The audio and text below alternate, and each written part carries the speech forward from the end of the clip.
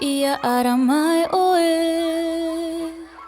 E horo mirihi a to tari a I te ho e ta ira amaru. Wahora to uhoa ua te taime ati aturi no ana. A ara ara I tō mata te whamaia te ora rara no e hoi. A tari atu nai tō e ahaere I mua te rara o ta ui a pehe. Te himene mataroa, te himene mataroa. A tari atu nai te natura I taimiro ato oe. No te hoi te miti ia ori hari oi na te pae tahata. I te hihi o te rā, e hani hani rai tō mata. A whaaro ui aura mai tai no ana. A ara ara I tō mata, whamaira te ora rara no e hoi. Tari atu nei tō e ahaere I mua te rara o ta ui a pehe. Te himene mataroa,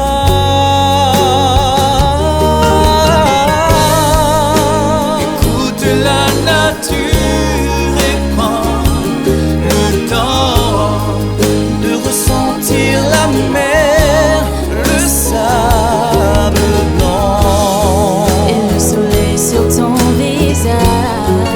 Ne t'éloigne pas du rivage. A ara ara I tō mata whamaira te ora rara no e hoi. A tari atu nai tō e ahaere I mua te rara o ta ui a pehe. Tō mata te whamaira te rara no e hoi. A tari atu nai tō e ahaere I mua te rara o ta ui a pehe. Ara ara I tō mata te whamaira te ora rara no e hoi. A tari atu nai tō e ahaere I mua te rara o ta ui a pehe. Te himene mataroa, te himene mataroa,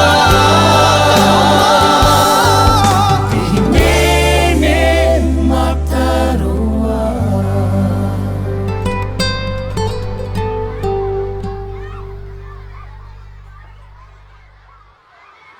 Ooh.